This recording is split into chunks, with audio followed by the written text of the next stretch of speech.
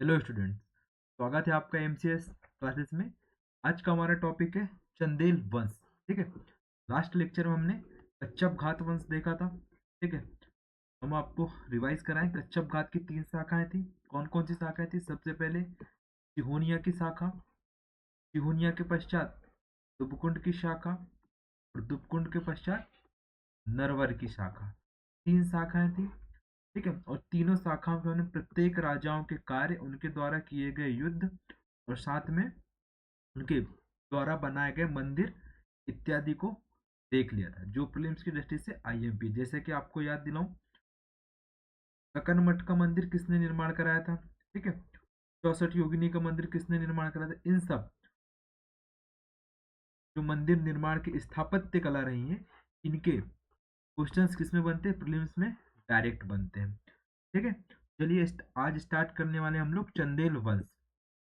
ठीक है, अब देखते हैं चंदेल वंश। जैसे कि आपको याद है, प्रतिहार वंश जब पतन हुआ, प्रतिहार वंश का जब पतन हुआ तो पूरे भारत भारतवर्ष में, ठीक है, राजपूत वंशजों का उदय हुआ। जैसे कि हम बात करें परमार, ठीक है, सोलंकी वंश, ठीक, चंदेल वंश, साथ में कलचुरी के त्रिपुरी, त्रिपुरी के कलचुरी राजा, ठीक है, फिर चौहान वंश, ठीक, इत्यादि वंशों का क्या हुआ था? उदय हुआ था। किसके पश्चात? प्रतिहार शासकों के पतन के पश्चात पे। तो उन्हीं में से एक क्या था? चंदेल वंश। बहुत ज्यादा आईएमपी हमारे प्रीलिम्स की दृष्टि से और साथ में मेंस की भी दृष्टि से। ठीक है, चंदेल राजपूतों को 36 राजवंशों में से, ठीक है, इनको चंदेल राजपूतों को 36 राजवंशों में से एक माना गया। चंदेल शासक प्रारंभ में प्रतिहारों के सामंत थे। चंदेल स्वयं को क्या मानते? चंद्र देवता एवं काशी के गहरवार नरेश के राजपुरोहित की पुत्री हेमवती की संतान मानते थे। कौन? चंदेल वंश। इससे चंद्र देवता से अपना संबंध बताते हैं, क्योंकि इनके नाम से ही क्या है? चंदेल चंद्रवंश से मिलता जुलता है ना। और काशी के जो गहरवार नरेश की जो राजपुत्री थी, हेमवती की संतान मानते हैं। लोक मान्यताओं के अनुसार इनका मूल निवास क्या है? छतरपुर जिले में मनियागढ़। ठीक है, एक स्थान है कहाँ पे? छतरपुर जिले में। उस क्या मनियागढ़, वहां से ये अपना क्या मानते? उद्भव मानते या उत्पत्ति मानते। अब 36 राजवंश जैसे कि बताए हैं, राजपूतों की उत्पत्ति के संबंध में पृथ्वीराज चंद्रबारदाई जी ने किताब लिखी है। ठीक है, पृथ्वीराज राशो, ठीक, उसमें कुछ कुछ जानकारी दी हुई है। और एक चंद्रबर जी की किताब है, ठीक है, उसमें उन्होंने क्या दिया है? राजपूतों की उत्पत्ति सिद्धांत, जिसमें सूर्यवंशी, चंद्रवंशी, ठीक है, अग्निवंशी इत्यादि वंश का उन्होंने क्या वर्णन किया है। तो इसी से हमको किसकी जानकारी मिलती है? चंदेलों के उद्भव की जानकारी मिलती है। अब चंदेल राजवंश की प्राचीन राजधानी क्या थी? खजूरवाहक, जिसे वर्तमान में क्या कहा जाता है? खजुराहो।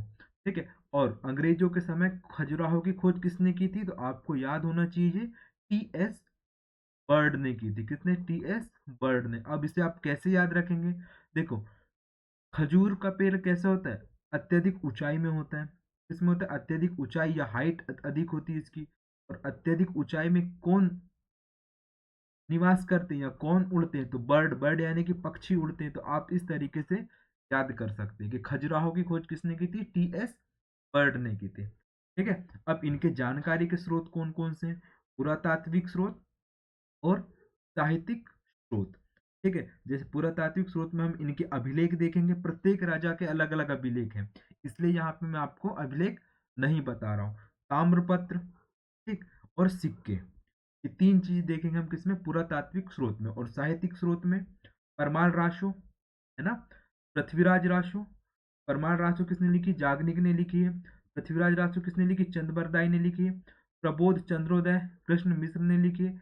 क्या है? विक्रम देवचरित्र किसने लिखी है?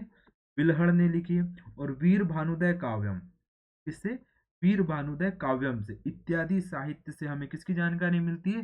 चंदेल वंश की जानकारी मिलती है। ठीक, क्लियर। अब देख लेते हैं, अब चंदेल वंश के प्रमुख शासक कौन कौन रहे हैं। सबसे पहले नन्नुक, या इसे ही क्या बोलते हैं?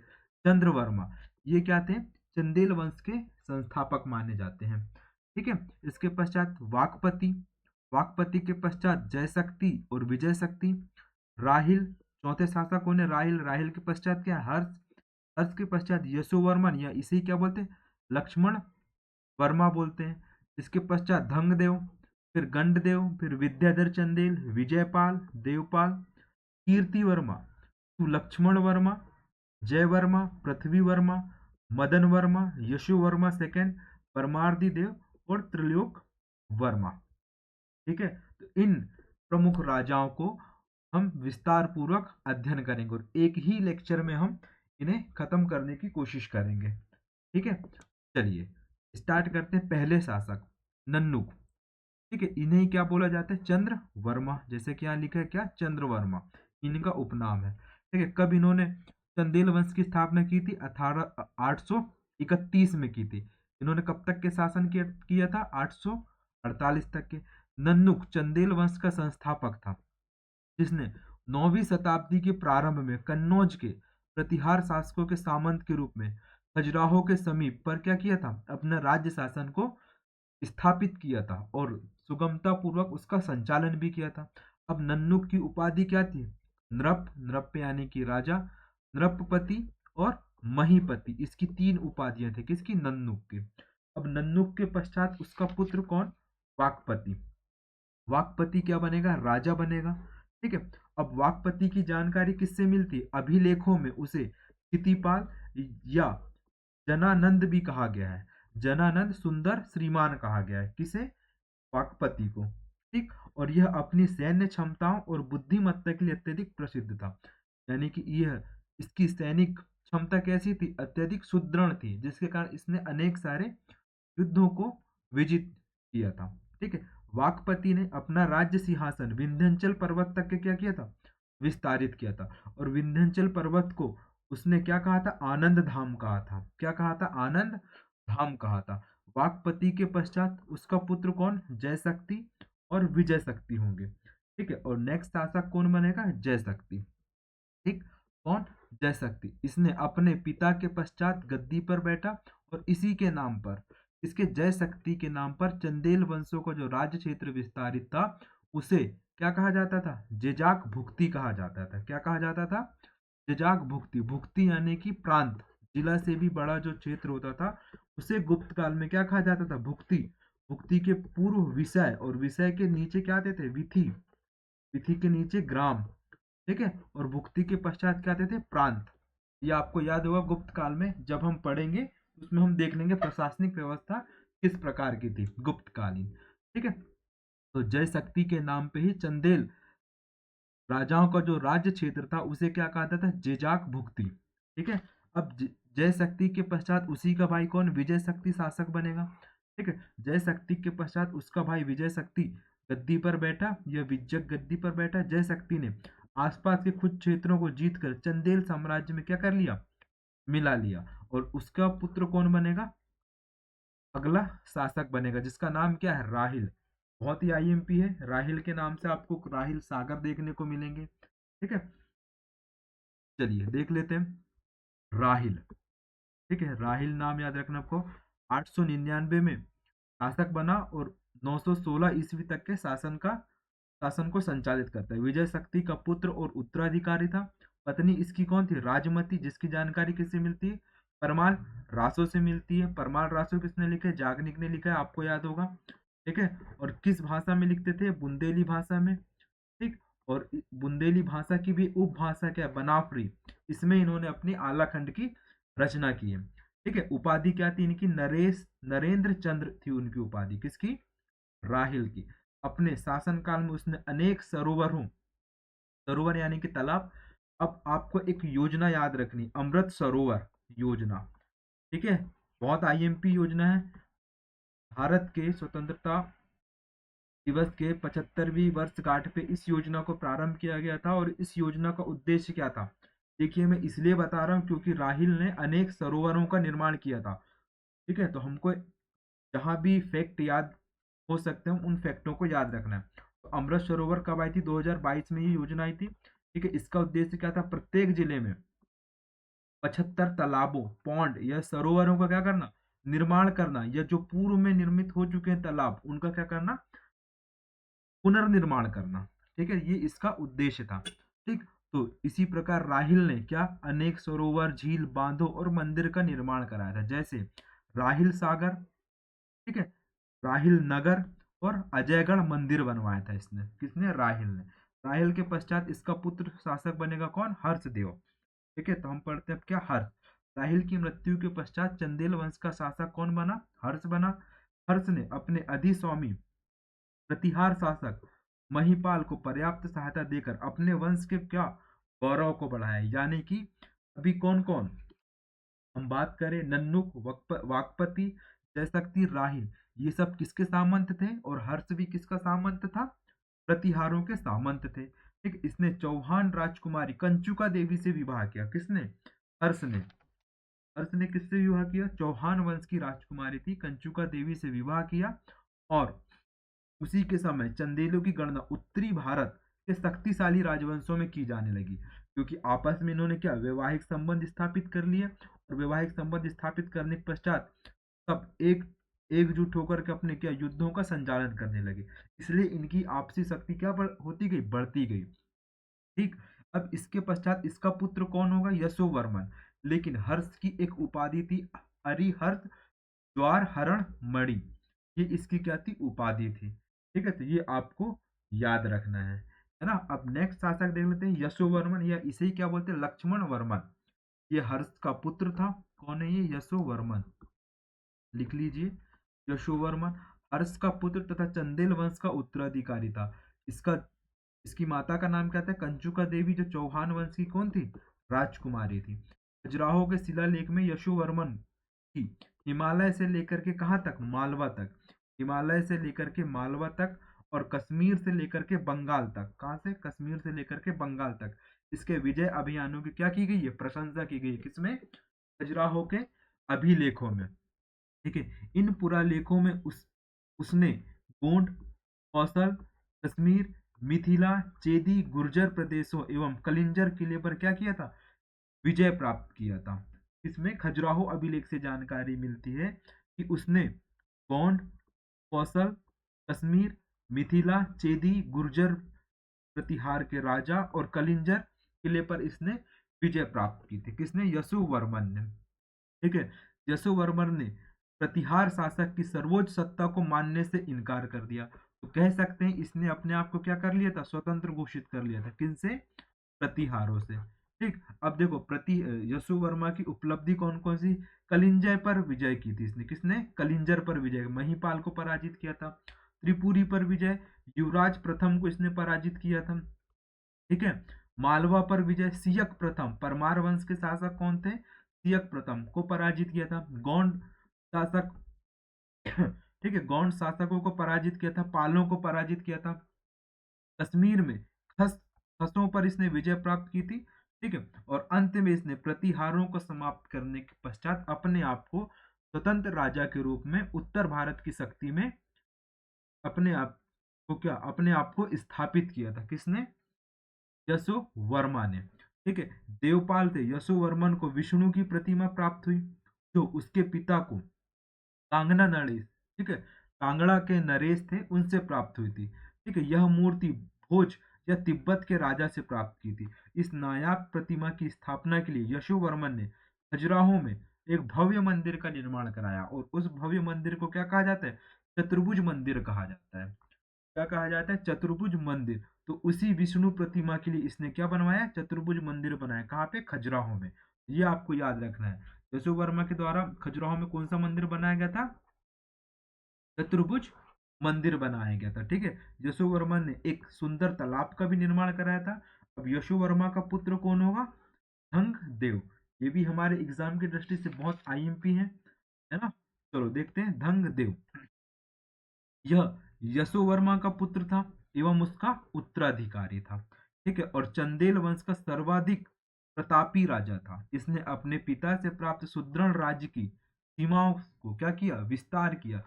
इसने कुछ समय बाद प्रतिहार राजाओं की अधीनता से खुद को क्या कर लिया था? पूर्णतः स्वतंत्र कर लिया था। ठीक है, किसने? धंग देव ने। अब देखो, पाल शासकों से इसने बनारस छीन लिया। किसने? धंग देव ने किससे, पाल शासकों से, बनारस यानी कि वाराणसी, काशी को विजित कर लिया, आंध्रा को विजित कर लिया, कुंतल कौशल के राजाओं को इसने युद्ध में पराजित किया। 954 ईस्वी में खजुराहो शिलालेख के अनुसार उसने कलिंजर तक एवं मालवा में हासवंत तक, वहां से कालिंदी नदी के तटों तक, चेदी राज्य की सीमाओं तक, गोप पर्वत तक सरलता से विजय प्राप्त किया। किसने? धंग देव ने। तो आपको याद रखना है कहाँ कहाँ खजुराहो शिलालेख से जानकारी मिलती है कि उसने कलिंजर, मालवा, चेदी, कालिंदी की सीमाओं और गोप पर्वत यानी ग्वालियर तक के क्षेत्रों को आसानी से विजित कर लिया था। और धंग देव ने अपनी राजधानी क्या बनाया? कलिंजर। सबसे पहले राजधानी क्या थी इनकी? वाहक। खजूर वाहक के पास पश्चात क्या इसने राजधानी बनाए? कलिंजर। ठीक है, तो राजधानी स्थानांतरित करने वाला पहला शासक कौन था? धंगदेव। ये भी क्वेश्चन बन सकता है। ठीक है, महोबा के खंडित शिलालेख से में बताया गया है कि उसने अपने पराक्रम से हम्मीर, ठीक है, हम्मीर की बराबरी कर ली थी। अब हम्मीर कौन था? ये हम्मीर कहाँ का? यामनी राजा सुकबुद्दीन या उसका पुत्र कौन रहा होगा? महमूद गजनवी रहा होगा। ठीक है, महमूद गजनी। ठीक है, ऐसा माना जाता है। ठीक है, राजा धंग ने हिंदू शाही शासक जयपाल को सुपुतगीन, ठीक है, सुपुतगीन के विरुद्ध क्या की थी? सहायता की थी उसके युद्ध में लड़ने के लिए। किसने? राजा धंग ने। राजा धंग की ग्वालियर विजय। अब इसने क्या किया? ग्वालियर विजय में कच्चप घात शासक वज्रदामन को अपने अधीन कर लिया था। ठीक, कच्चप घात का जो शासक था वज्रदामन, आपको याद होगा कच्चप घात 3 शाखाओं में बटे हुए थे। सबसे पहले ग्वालियर में कौन थे? सिहोनिया की शाखा थी, नरवर की शाखा और दुबकुंड की शाखा। ठीक है, प्रयाग और काशी पर विजय प्राप्त कर लिया, जिसकी जानकारी किससे मिलती? नरोरा के ताम्रपत्र से जानकारी मिलती। ठीक है, राजा धंग ने 100 वर्ष से अधिक आयु का भोग कर स्वेच्छा से इसने गंगा यमुना के संगम में समाधि लेकर के अपने प्राण को त्याग दिया। किसने? राजा धंग ने। ठीक, क्लियर? तो ये आपको याद रखना। अब देखिए धंग देव के द्वारा बनाए गए प्रमुख मंदिर कौन कौन से हैं, लिख लीजिए आप। ठीक है, सबसे पहले इसने जैन धर्म से संबंधित जिननाथ मंदिर बनाया था। कौन सा? जिननाथ। ठीक, इसके पश्चात वैद्यनाथ। ठीक है, फिर विश्वनाथ, और विश्वनाथ के पश्चात पार्श्वनाथ। 4 इन्होंने मंदिर बनाए थे धंग ने। ठीक है, आपको जहां भी नाथ देखने को मिलेगा तो आपको आंसर क्या टिक करना है? राजा धंगदेव याद टिक करना है। ठीक, क्लियर? चलो, इसके पश्चात इसका पुत्र कौन होगा? धंगदेव के पश्चात गंडदेव। इनके पुत्र कौन होंगे? राजा गंडदेव। ठीक है, कब से कब तक शासन करेंगे वो? 1002 से लेकर के 1019 तक के। धंगदेव का पुत्र था, चंदेल वंश का उत्तराधिकारी था। ठीक है, गंड ने आनंदपाल शाही को महमूद गजनवी के विरुद्ध सहायता प्रदान की थी। किसके विरुद्ध? महमूद गजनवी के विरुद्ध। इसके विरुद्ध? महमूद गजनवी के विरुद्ध। और इन्हीं के जो पिता थे, कौन थे? जयपाल। जयपाल को किसने सहायता प्रदान की थी? राजा धंगदेव ने सहायता प्रदान की थी। ठीक है, क्लियर? उसके काल में कन्नौज का राजा राज्यपाल महमूद गजनवी के विरुद्ध क्या हुआ? भाग गया। ठीक है, तब गंड ने अपने पुत्र विद्याधर के द्वारा भगोड़े राज्यपाल को क्या कर दिया? राज्यपाल का वध करवा दिया। अब विद्याधर भी स्वयं नहीं गए, तो उन्होंने क्या किया? कच्छप घात, इनके क्या थे? सामंत थे। तो कच्छप घात के एक राजा थे अर्जुन। अर्जुन को आदेश दिया कि आप राज्यपाल को क्या कर दें? मृत्यु दंड दे दें। तो इसलिए कच्छप घात के राजा अर्जुन पाल ने किसको पराजित किया? राज्यपाल को पराजित करके उसे मृत्यु दंड दिया। ये आपको याद रखना। अब गंध देव के द्वारा कौन कौन से मंदिर बनाए गए? ठीक है, जगदम्बी नामक वैष्णव मंदिर बनाया गया और चित्रगुप्त नामक शिव मंदिर बनाया गया, जिसे सूर्य मंदिर भी कहा जाता है।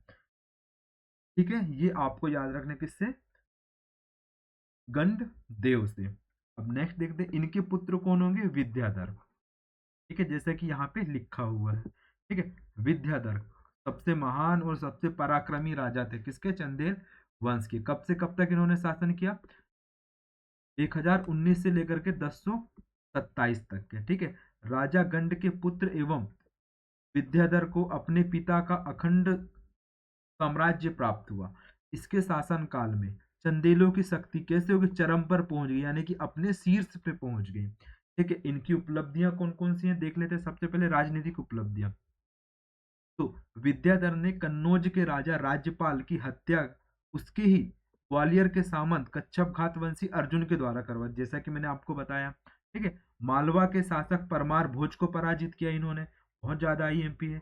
महमूद गजनवी जो 1020 में कहाँ पर आक्रमण किया था, कालिंजर के किले में। ठीक है, युद्ध के लिए भारत आया और कालिंजर किले को घेर लिया। विद्याधर ने कूटनीति से काम लेते हुए इस युद्ध में, ठीक है, इस युद्ध के बजाय उसने क्या कर ली, संधि कर ली। और संधि करने के पश्चात उसने क्या बोला महमूद गजनवी को कि आप कलिंजर पर आक्रमण ना करें। ठीक है, और उसे इस क्षेत्र से वापस जाने के लिए कह दिया।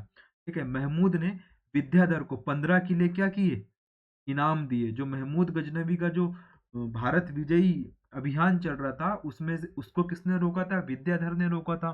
तो विद्याधर से अति प्रसन्न होकर के और उससे कलिंजर की संधि कर ली और उसे बदले में क्या दिया, 15 किले इनाम में दिए। ठीक है, पुरस्कार दिए। कलचूरी के शासक गंगे देव को पराजित किया था, किसने, विद्याधर ने। आपको याद होगा गांगे देव कौन थे, कलचूरी हम पढ़ चुके हैं। ठीक है, ग्वालियर के कच्छप घात शासक, ठीक है, ग्वालियर के कच्छप घात शासक इसके सामंत थे और ग्वालियर क्षेत्र पर इसने क्या किया, नियंत्रण स्थापित किया। कन्नौज पर राज्यपाल के पुत्र त्रिलोचन पाल को क्या राजा बनाकर अधीनता स्वीकार कराई, कहां पर, कन्नौज में। अब देखिए, कन्नौज को महोदय श्री के नाम से जाना जाता है या कान्य कुब्ज भी कहा जाता है, क्या कहा जाता है, कान्य कुब्ज भी कहा जाता है। तो ये आपको याद रखना है। ठीक है, एक है अली इब्न अल अतर के अनुसार विद्याधर की राज सीमा भारत में सबसे बड़ी थी। इसके अनुसार, अली इब्न अल अतर के अनुसार। ठीक है, अब इसकी साहित्यिक उपलब्धि क्या है, विद्याधर ने स्वयं लुगात ए हिंदवी नामक कविता संग्रह की रचना की थी।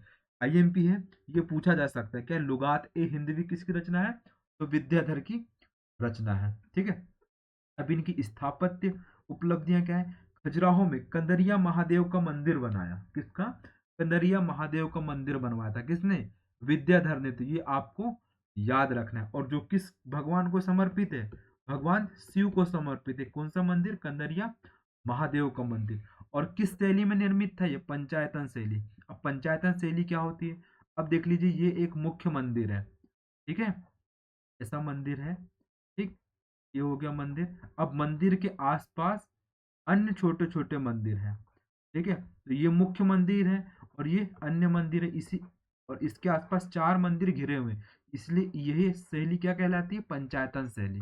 और ये क्या है, नागर शैली में निर्मित है। ठीक है, 3 मुख्य शैलियां होती मंदिर निर्माण की, बताइए कौन कौन सी, नागर, द्रविड़ और बेसर। ठीक है, तो ये आपको याद रखना है। ठीक, चलिए अब देखते हैं इसके पश्चात कौन शासक बनेंगे, विजयपाल, ये भी आईएमपी है। विद्याधर के पश्चात उसका पुत्र विजयपाल गद्दी पर बैठा और विजयपाल का कलचूरी शासक गांगे देव से भीषण युद्ध हुआ।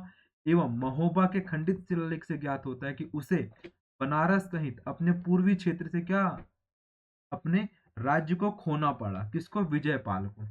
ठीक है, इसके शासनकाल में संभवतः चंदेलों का ग्वालियर के कच्छप घाट पर अधिकार क्या हो गया, समाप्त हो गया। यानी कि कच्छप घाटों ने अपने आप को क्या कर लिया, चंदेलों से स्वतंत्र घोषित कर लिया।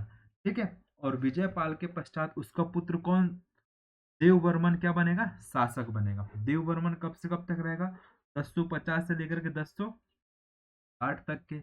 विजयपाल के पश्चात उसका पुत्र देववर्मन गद्दी पर बैठा, जो कि अपने पिता के समान ही क्या था, कमजोर था। और 1051 ईस्वी में उसे कलचूरी नरेश लक्ष्मीधर द्वारा बुरी तरह पराजित होना पड़ा। इसके द्वारा, लक्ष्मीधर के द्वारा। ठीक है, अब उसका देववर्मन का पुत्र कौन होगा, कीर्ति वर्मा, बहुत आईएमपी है ये, कीर्ति वर्मा। ठीक है, देववर्मन का पुत्र एवं उसका उत्तराधिकारी था। कीर्तिवर्मन ने कुछ समय तक अपने वंश की कीर्ति प्रतिष्ठा की क्या की, रक्षा की। उसने कलचूरी नरेश लक्ष्मीकर्ण पर विजय प्राप्त की, जिसकी जानकारी किससे मिलती, अजयगढ़ शिलालेख और महोबा के शिलालेख से मिलती है। ठीक है, अब इसकी इसी के समय, कीर्ति वर्मा के समय, इनके दरबार में या उनके राज्य क्षेत्र में एक साहित्यकार थे कृष्ण मिश्र, उनके द्वारा एक रचना की गई प्रबोध चंद्रोदय। ठीक है, ये किस में रहेंगे, कलचुरियों में भी मिलेंगे आपको। कौन, कृष्ण मिश्र। अब कीर्ति वर्मा के द्वारा क्या क्या निर्माण किया गया, सबसे पहले महोबा में तीरथ सागर का निर्माण किया गया। जैसे राहिल ने राहिल सागर बनाया था, उसी प्रकार कीर्ति वर्मा ने क्या बनाया, तीरथ सागर बनाया। ठीक है, कलिंजर में, कहाँ पे, कलिंजर में बुढ़ा बुड्ढी तालाब बनाए इन्होंने, क्या, बुढ़ा बुड्ढे तालाब का निर्माण किया। दुर्ग, कीर्ति गिरी दुर्ग बनवाया इन्होंने, कहाँ पे, देवगढ़ ललितपुर में। ठीक है, और साथ ही अजयगढ़ पन्ना में शिव मंदिर का निर्माण कराया, किसने, कीर्ति वर्मा ने। कहाँ पे, पन्ना में, पन्ना के अजयगढ़ में, अजयगढ़ तहसील है, वहां पर क्या बनाया इन्होंने, शिव मंदिर का निर्माण करवाया।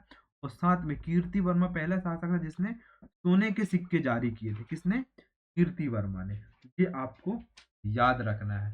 ठीक है, अब देखते हैं कीर्ति वर्मा के पश्चात अन्य शासक कौन कौन से होंगे, लिख लीजिए आप यहाँ पे। सुलक्षण वर्मा, इनके बारे में कोई विशेष जानकारी प्राप्त नहीं होती है। ठीक है, इसके पश्चात जय वर्मा, कौन है, जय वर्मन। और जय वर्मन के पश्चात कौन होंगे, पृथ्वी वर्मन। ठीक है, और पृथ्वी वर्मन के पश्चात मदन वर्मन बहुत आईएमपी हैं।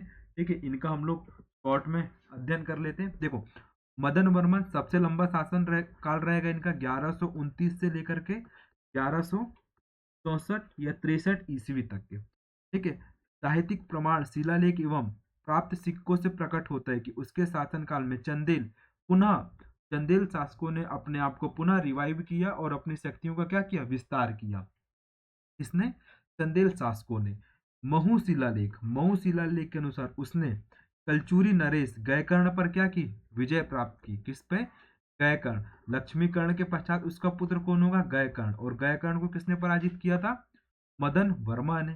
ठीक है, मालवा नरेश को भी इसने पराजित किया, किसने, मदन वर्मा ने। ठीक है, मालवा में विदिशा के समीप चंदेलों का पुनः आधिपत्य इस बात से पुष्टि होती है कि मदन वर्मा जब विदिशा के समीप रहा होगा तब उसने सुदाली विषय से, ठीक है, राहुल वर्मा जो एक ब्राह्मण है उसको 10 हल की भूमि दान की थी। कहाँ पे, मालवा क्षेत्र में। तो मालवा क्षेत्र की जो प्रमाण मिलते हैं कि मदन वर्मा का वहां पे शासन रहा होगा, तो इसकी जानकारी किससे मिलती है, इसने राहुल शर्मा नामक ब्राह्मण को 10 हल भूमि गिफ्ट करी थी या फिर उपहार स्वरूप प्रदान किया था। ठीक है, यानी कि उसका आधिपत्य रहा होगा कहाँ पर, मालवा क्षेत्र में, इसलिए उसने मालवा क्षेत्र की जमीन को क्या किया था, ब्रह्मदेह किया था, यानी कि ब्राह्मण को दान किया था। ठीक है, रीवा के त्योंथर तहसील के पनवार ग्राम से मदन वर्मा के चांदी के कितने सिक्के प्राप्त हुए, 48 सिक्के प्राप्त हुए। जैसे कि अभी बताए थे कि कीर्ति वर्मा पहला शासक था जिसने सोने के सिक्के जारी किए थे, उसी प्रकार मदन वर्मा के कितने सिक्के मिलेंगे आपको, 48 सिक्के, रीवा के त्योथर से। और त्योथर किससे संबंधित है, वहां पे सूपिया अभिलेख है। कौन सा अभिलेख है, सूपिया अभिलेख, जो किससे संबंधित है, गुप्त राजाओं से संबंधित है। और गुप्त राजा को भी कौन, घटोत्कच राजा की जानकारी मिलती है, किससे, सूपिया अभिलेख से, जो कहाँ पर है, त्योथरगढ़ी रीवा में है। ठीक है, क्लियर, ये आपको याद रखना है। देखिए, रीवा इसलिए आईएमपी हो जाता है हमारे लिए एग्जाम की दृष्टि से, क्योंकि अभी रीवा से अलग होकर क्या बना है, मऊगंज जिला बना है। तो रीवा रियासत या रीवा जिले की आपको ऐतिहासिक घटनाएं और वहां पे उपस्थित शिलालेख, इस सब चीजों की पूर्णतः जानकारी होनी चाहिए। और वहां प्रवाहित होने वाली बिछिया नदी, इसके भी बारे में जानकारी होना चाहिए आपको। ठीक है, वहां पे कौन सी टनल बनी है, तो ये हम करंट अफेयर में ये सब चीज देखेंगे। ठीक है, चलो पुनः आते हैं हम लोग हिस्ट्री में। ठीक, चलिए, शासन काल में कैमूर पर्वत श्रेणी के उत्तर तक बघेलखंड पर चंदेलों का क्या हो गया था, अधिपत्य हो गया था। अब तक के चंदेल कहाँ पर थे, बुंदेलखंड वाले क्षेत्र में थे और उत्तर भारत में सक्रिय हो रहे थे। लेकिन अब उन्होंने बघेलखंड तक के अपने राज्य क्षेत्र को क्या कर लिया था, विस्तारित कर लिया था। ठीक है, मदन वर्मन ने गहरवारों, चेदियों और चालुक्यों से युद्ध कर उन पर विजय प्राप्त की थी। ठीक है, अब मदन वर्मा के द्वारा क्या क्या बनाया गया, तो सबसे पहले उसके निर्माण कार्य में देख लेते हैं। मदनपुर नगर बसाया, मदन सागर बसाया, सागरपुर, ठीक है, मदन सागरपुर, जतारा का विशाल तालाब का निर्माण कराया और महोबा में मदन सागर का निर्माण कराया। ठीक है, खाकरा मठ और विष्णु मंदिर का भी किसने निर्माण कराया था, मदन वर्मा ने निर्माण कराया था। ठीक है, ये आपको जानकारी याद रखनी किससे, मदन वर्मन से। ठीक है, और आपको हमारे नोट्स कहाँ पे मिलेंगे, टेलीग्राम चैनल में आप डाउनलोड कर सकते हैं, वहां से हमारे पीडीएफ्स को एज इट इज पीडीएफ्स है। देखो, जो आपको स्क्रीन में दिख रहा है वही पीडीएफ आपको कहाँ मिलेंगे, टेलीग्राम चैनल पे। ठीक है, चलो इसके पश्चात नेक्स्ट शासक कौन बनेंगे, यशु वर्मा। कौन बनेंगे, यशु वर्मा, लेकिन इनके विषय में भी ज्यादा जानकारी प्राप्त नहीं होती। इसके पश्चात कौन शासक बनेंगे, परमार्दी देव, संभवतः अंतिम शक्तिशाली राजा थे किसके, चंदेल वंश के। इनका शासनकाल कब कब तक रहेगा, 1165 से लेकर के 1202 तक के। ठीक है, देखो यशोवर्मन सेकंड के पश्चात उसका पुत्र परमार्दी देव गद्दी पर बैठा, जो कि अंतिम उल्लेखनीय चंदेल शासक था। उपलब्ध प्रमाणों से ज्ञात होता है, किससे, उपलब्ध प्रमाणों से ज्ञात होता है कि परमार्दी देव 5 वर्ष की अल्पायु में गद्दी पर बैठा और उसने 35 वर्ष तक के क्या किया, शासन का संचालन किया। सबसे पहले इसने कलचुरियों पर विजय प्राप्त की, जयसिंह को पराजित किया, कलचुरी नरेश जयसिंह को पराजित किया, चौहानों पर आक्रमण किया। 1142 में ईस्वी में दिल्ली के चौहान नरेश पृथ्वीराज ने जेजाग भुक्ति पर यानी कि चंदेल राज्य क्षेत्र पर क्या किया, आक्रमण किया। परमारी परमार्दी देव परमाल ने सेनापति, जो परमार्दी देव के जो सेनापति भाई थे आलाउदल ने इस युद्ध में अत्यधिक शौर्य का प्रदर्शन किया और अंत में क्या होगा, ये मारे गए। और इनके द्वारा इसके परमार्दी देव और पृथ्वीराज चौहान के बीच जो युद्ध हुआ था उसे क्या बोला जाता है, सिरसागढ़ का युद्ध कहा जाता है। ठीक है, और इस युद्ध की जानकारी किससे मिलती है, चंद बरदाई की किताब है पृथ्वीराज रासो, उसमें भी मिलती है। और जागनिक की किताब है क्या, परमाल रासो, परमाल रासो में भी किसकी जानकारी मिलती है, आला उदल की, इसकी आला उदल के द्वारा जो 52 युद्ध लड़े गए थे उनकी जानकारी मिलती है, किससे, जगनिक की परमाल रासो से। और कौन सा युद्ध हुआ था इनके बीच में, सिरसागढ़ का युद्ध हुआ था 1191-92 ईस्वी में, जब पृथ्वीराज, ठीक है, और मोहम्मद गौरी युद्ध में संलग्न थे। तब परमार्दी देव ने पुनः अपने खोए हुए प्रदेशों को क्या किया था, अर्जित कर लिया था। अब देखिए, मोहम्मद गौरी और इसके बीच पृथ्वीराज चौहान के बीच 2 युद्ध लड़े गए थे। कौन कौन से, तराइन का प्रथम युद्ध 1191, तराइन का द्वितीय युद्ध 1192। 2 युद्ध लड़े गए थे, जिसमें पहले युद्ध में कौन विजय हुआ था, पृथ्वीराज चौहान, और दूसरे युद्ध में कौन विजय हुआ था, मोहम्मद गौरी विजय हुआ था। और चंद का युद्ध हुआ था 1194 में। कब, 1194 में। तो पृथ्वीराज चौहान को पराजित करने के पश्चात गढ़वाल शासक या गढ़वाल शासक जयचंद को किसने पराजित किया था, मोहम्मद गौरी ने पराजित किया था। कब, 1194 में। ये आपको याद रखना, कौन सा युद्ध बोलते हैं उसको, चंदावर का युद्ध बोलते हैं। ठीक है, चलो पुनः आते हैं हम लोग।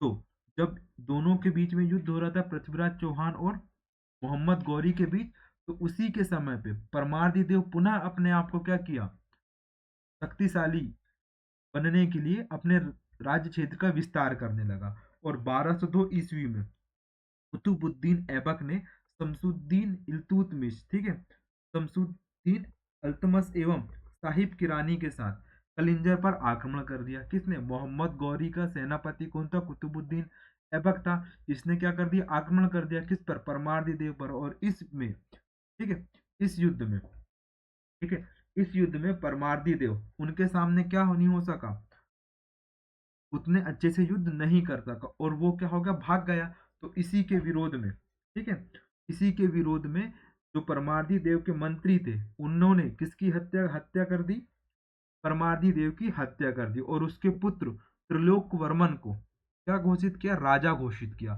तो अंतिम जो शासक रहेगा कौन रहेगा, त्रिलोक वर्मन। कब, 1206 में शासन की गद्दी पर बैठा। कब, 1206 में। और कब तक के शासन करेगा ये, 1250 तक के शासन करेगा। ठीक है, त्रिलोक वर्मन ने अपने साम्राज्य जो नष्ट हो चुका था उसे पुनः अर्जित करने का प्रयास किया। उसने मुस्लिम आक्रमणों को कुचलते हुए कलिंजर सहित पूरे साम्राज्य को वापस ले लिया। ठीक है, और 1215 ईस्वी में गर्रा पाठ के एक अभिलेख से प्रकट होता है कि उसने 1205 ईस्वी से पहले ही, ठीक है, मुस्लिम जो आक्रमण करता थे उनसे कलिंजर का किला पुनः प्राप्त किया। और गर्रा पाठ के अनुसार त्रिलोक वर्मन ने वर्तमान छतरपुर, पन्ना, सागर जिले में स्थित स्थानों पर जो जमीन थी उसे क्या कर दी, दान में दे दी। ठीक है। और रीवा के गुर्रेरी पट के अनुसार त्रिलोक वर्मन ने कलचुरियों को पराजित किया और 1212 ईस्वी के आसपास रीवा के समीप स्थित क्षेत्रों पर भी क्या कर लिया, अधिकार स्थापित कर लिया। किसने, त्रिलोक वर्मन ने, यानी कि परमादि देव का पुत्र त्रिलोक वर्मन क्या था, अधिक शक्तिशाली था। ठीक है। और इसके पश्चात त्रिलोक वर्मन के पश्चात इसका पुत्र कौन होगा, वीर वर्मन, ये भी शासन करेगा। वीर वर्मन के पश्चात भोग वर्मन, और भोग वर्मन के पश्चात कौन शासक बनेंगे, कौन शासक बनेंगे, हम्मीर वर्मन। चरखारी शिलालेख में इसे कलिंजराधिपति कहा गया है, किसे, हम्मीर वर्मन को। और अजयगढ़ के सती शिलालेख में उसके शासक के रूप में बताया गया, किसको, हम्मीर वर्मन को। ठीक है। और हम्मीर वर्मन के पश्चात एक आपको अन्य राजा का नाम मिलेगा, क्या, कीरत सिंह। और कहीं कहीं मिलेगा आपको सालीवान। क्यों आईएमपी है, रानी दुर्गावती जी के क्या है ये, पिताजी हैं ये। ठीक है। कौन, कीरत सिंह चंदेल। ठीक है। इन्होंने अपनी पुत्री रानी दुर्गावती, ठीक है, दुर्गावती का विवाह किससे किया था, गोंड वंश के राजा दलपत शाह से किया था। किससे, गोंड वंश के राजा कौन थे, दलपत शाह से इन्होंने अपनी पुत्री का विवाह किया था। ठीक है। और इसकी जानकारी किससे मिलती है, अबुल फजल की किताब से भी मिलती है ना, किसकी, कीरत सिंह चंदेल की। और कहीं कहीं आपको क्या मिलेगा, सालीवान राजा भी मिलेगा। ठीक है। क्लियर। तो ये हो गया क्या, हमारा चंदेल वंश, बहुत ज्यादा आईएमपी है। अब देखते हैं चंदेल वंशों से संबंधित इनके द्वारा जो बनाए गए मंदिर हैं। ठीक है। मैं आपको शॉर्ट में बता दूं, खजुराहो के जो प्रमुख मंदिर हैं ये इनके स्थापत्य कला में आ जाते हैं। ठीक है। अब देखो, जो खजुराहो के जो मंदिर है मुख्यतः 3 समूहों में विभाजित है। कितने समूहों में, 3 समूह में, आपको ज्ञात होगा। ठीक है। सबसे पहला पश्चिमी समूह। ठीक है। पश्चिमी समूह पश्चात दक्षिणी समूह और पूर्वी समूह। उत्तरी समूह यहाँ पे नहीं है। तो पश्चिमी समूह में कौन कौन आ जाएंगे, चलिए आपको मैं दक्षिणी याद कर, दक्षिणी इसको डी से याद कर लो। डी से दुल्हादेव। ठीक है। डी से दुल्हादेव। और डी सी बनने वाले हैं, आप क्या बनने वाले, डीसी बनने वाले हैं। तो सी से चतुर्भुज मंदिर। तो ये आपको याद हो गया कौन सा, दक्षिण समूह के मंदिर। ठीक है। दक्षिण में दुल्हादेव और क्या बनने वाले, डिप्टी कलेक्टर। तो डी से डीसी, तो डी सी से क्या हो जाएगा, चतुर्भुज मंदिर। अब देखते पूर्वी समूह के मंदिर मंदिर तो इसमें आपको मैक्सिमम मंदिर कौन से मिलेंगे, जैन समुदाय से संबंधित मिलेंगे, जैसे कि जिन्नाथ, ठीक है, पार्श्वनाथ, ठीक, वैद्यनाथ। एक और मंदिर मिलेगा वामन मंदिर, और साथ में ब्रह्मा मंदिर। ये कौन से समूह में मिलेंगे आपको, पूर्वी समूह में। और पश्चिमी समूह में क्या मिलेंगे आपको, कंदरिया महादेव मंदिर, कंदरिया महादेव मंदिर। ठीक है। साथ में मतंगेश्वर मंदिर। ठीक। और मतंगेश्वर मंदिर के पश्चात लक्ष्मण मंदिर, लक्ष्मण देव मंदिर। 2024 के प्रीलिम्स में पूछ चुका है कौन सा मंदिर, मतंगेश्वर मंदिर। ठीक है। ये हो गया आपके एग्जाम की दृष्टि से आईएमपी, इनकी स्थापत्य कला। अब मैं बात करूं इनके साहित्य की, जैसा कि मैंने आपको बताया कृष्ण मिश्र इन्होंने किस किताब की रचना की थी, चंद्रोदय प्रबोध चंद्रोदय। दूसरे साहित्यकार की हम बात करें यहाँ पे जगनीक, जगनीक की 2 रचनाएं मिलेंगी आपको, आलाखंड, जिसमें आला उदल की 52 लड़ाइयों का वर्णन, 52 युद्धों का वर्णन किया गया, किसमें, वीर रस में। इसमें वीर रस में कौन सी बोली है इनकी, बुंदेली बोली। बुंदेली बोली की भी एक उपबोली है बनाफरी। ठीक है, बनाफरी में। और साथ में इनकी और एक रचना है क्या, परिमाण रासो। कुछ रचना परिमाण रास होती है, ये आपको याद रखना। और तीसरा साहित्य की बात करें हम लोग, विद्याधर चंदेल जी के द्वारा एक किताब लिखी गई है या कविताओं का संग्रह लिखा गया, उसे क्या कहा, लुगात ए हिंदवी कहा गया है। क्या कहा गया, लुगात ए हिंदवी कहा गया। ठीक है। तो ये हो गया क्या, हमारा चंदेल वंश। ठीक है, चलो एक बार फिर से देख लेते हैं कौन कौन से राजा रहे हैं, कौन कौन से अभिलेख से इनकी जानकारी मिलती है। इसके पश्चात हम ये लेक्चर खत्म करेंगे। ठीक है, तो परमाल रासो, ठीक, पृथ्वीराज रासो, प्रबोध चंद्रोदय, विक्रम देवचरित्र और वीर भानुदय काव्य, इन साहित्यों से चंदेल वंश की जानकारी मिलती है। प्रमुख अभिलेख अभी हम लोग देख लिए कौन कौन से अभिलेख, खजुराहों का अभिलेख, ठीक है, गर्रापाट का अभिलेख, गुर्री पट्टा का अभिलेख, ठीक है, सिक्के हमको मिले जैसे कीर्ति राज ने सोने के सिक्के जारी किए थे, मदन वर्मा के 48 सिक्के कहाँ से मिले, रीवा से मिले हैं। ठीक है, चरखारी ताम्रपत्र, ठीक, नरोरा ताम्रपत्र, ये क्या है, इनके प्रमुख ताम्रपत्र है जिससे चंदेल राजाओं की जानकारी मिलती है। प्रमुख राजा कौन कौन से रहे हैं, तो नन्नुक या चंद्रवर्मा इनके संस्थापक है। उसके पश्चात वाकपति, वाकपति के पश्चात जय शक्ति और विजय शक्ति। जय शक्ति के नाम पर पूरे चंदेल साम्राज्य को क्या कहा जाता था, जिजाक भुक्ति कहा जाता था। उसके पश्चात राहिल, जिसने राहिल सागर का निर्माण किया था। हर्ष, अरिहर्ष ज्वारमणि इनकी उपाधि थी। यशोवर्मन, धंगदेव, धंगदेव के पश्चात गंधदेव, विद्याधर चंदेल, विजयपाल, देव वर्मा, कीर्ति वर्मा, सुलक्ष्मण वर्मा, जय वर्मा, पृथ्वी वर्मा, वदन वर्मा और यशो वर्मा, परमादिदेव, त्रिलोक वर्मन, हम्मीर देव, और हम्मीर देव के पश्चात हमने पढ़े क्या, कीरत सिंह चंदेल। ठीक है, thank you for watching MCS classes. मिलते हैं हम लोग नेक्स्ट लेक्चर में। नेक्स्ट लेक्चर किसका आएगा, परमार वंश का आएगा। ठीक है, राजा भोज का लेक्चर आएगा। ठीक है, thank you for watching MCS classes.